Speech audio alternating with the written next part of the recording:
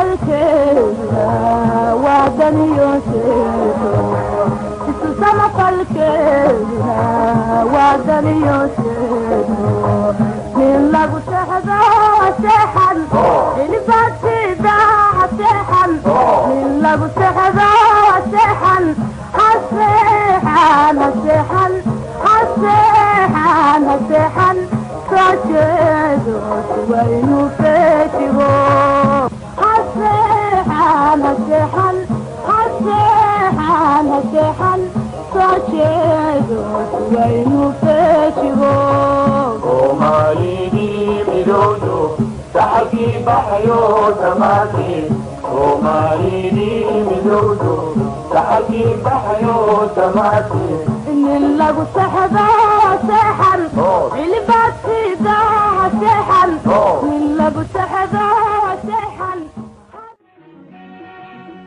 The Ethiopian rout from the hill forts of Jinasane was total.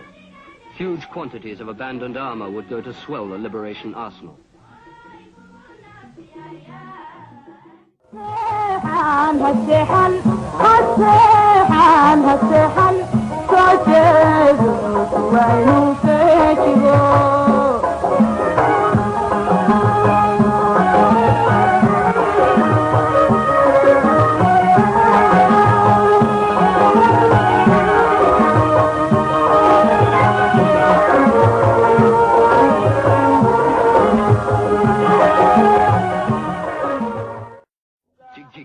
A crucial city.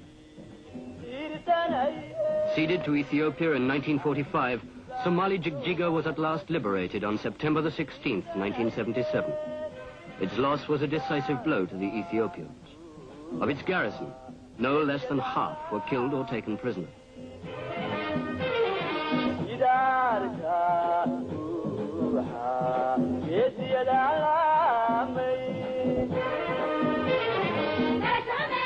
Of its weaponry, masses lay intact for reuse in the battle for total liberation.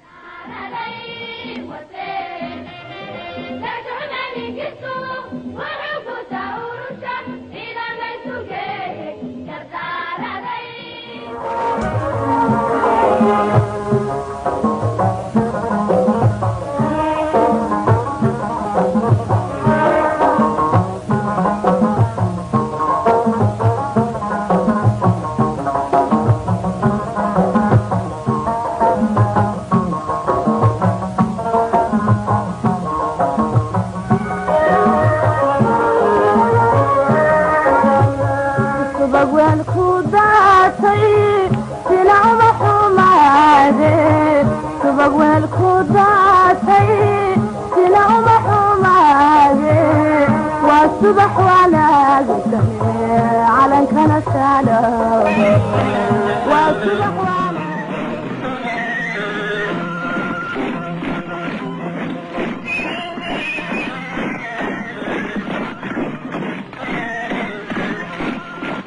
A pattern of teaching was building up inside the liberated zones. First, learn physically how to defend your gains. Then, learn mentally how to use the freedom. على كان السلام من لغو سحبه سحن اللي بعد ضاع سحن من لغو سحبه سحن هالسحن هالسحن هالسحن هالسحن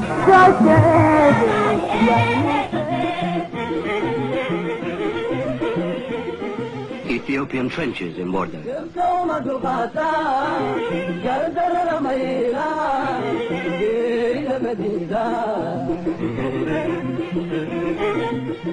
And the ruins of the township itself after the liberation battle. Here again, the occupation forces were routed. With no incentive to hold them on foreign soil, they turned to the ruthless destruction of buildings and property before quitting the field and vast quantities of military equipment.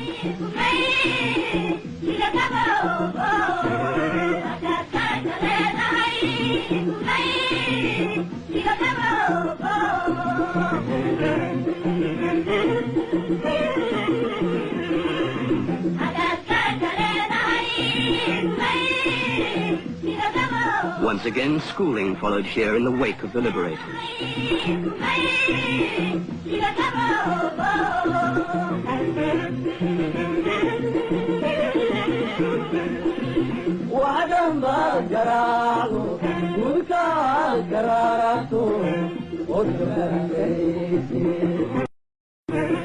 Schooling came also to the movement's new recruits, this time in battlefield first aid.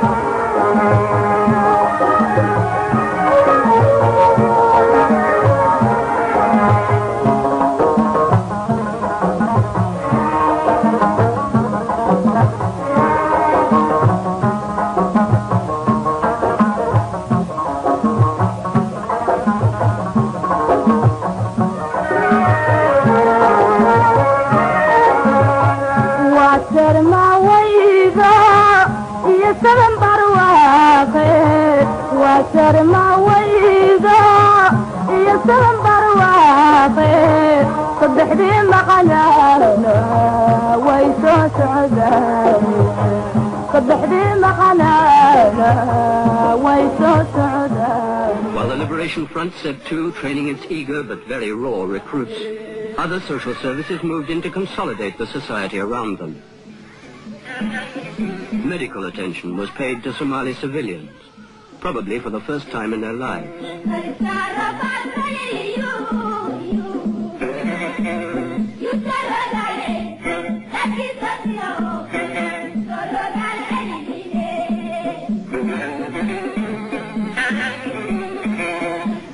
For the first time in 30 years, Ogdaen looked set for a return to settled community life.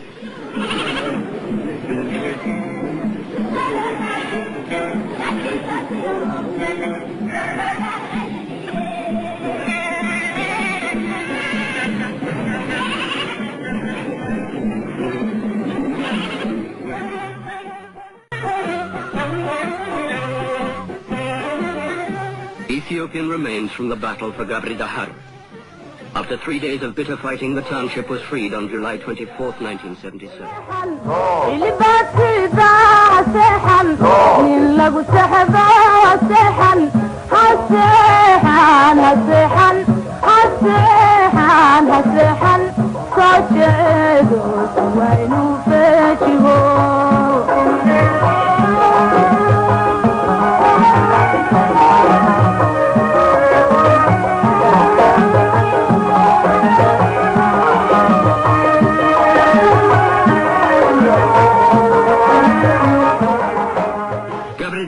Was the final rift in the Ethiopian defense line across the Somali Ogaden.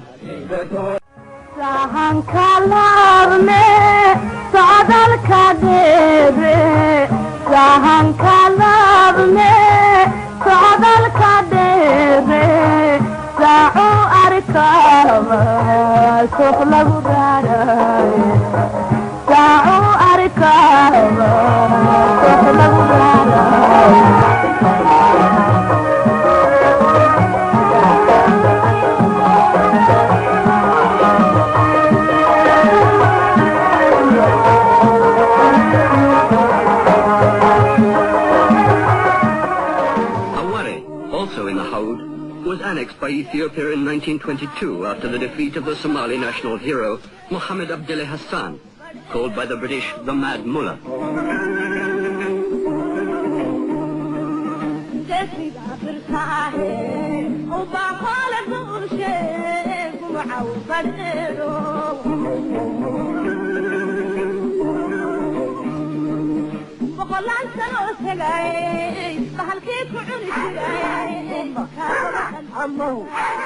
When Aware was liberated, its Muslim Quranic schools were immediately reopened after long years of enforced closure under Ethiopia's Christian rule.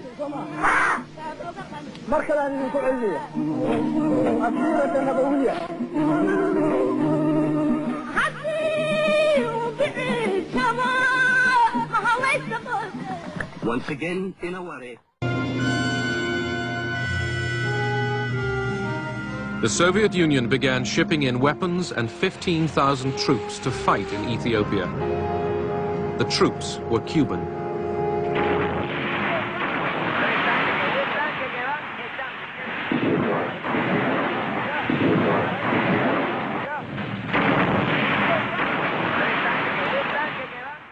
It was the only operation we conducted in full agreement with the Soviets. No such cooperation took place even in Latin America. Quite the opposite.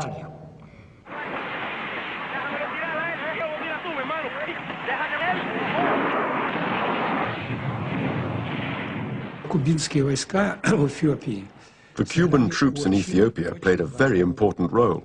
The Ethiopians couldn't have provided the military organization to destroy the Somali troops in such a short period of time, even with our help.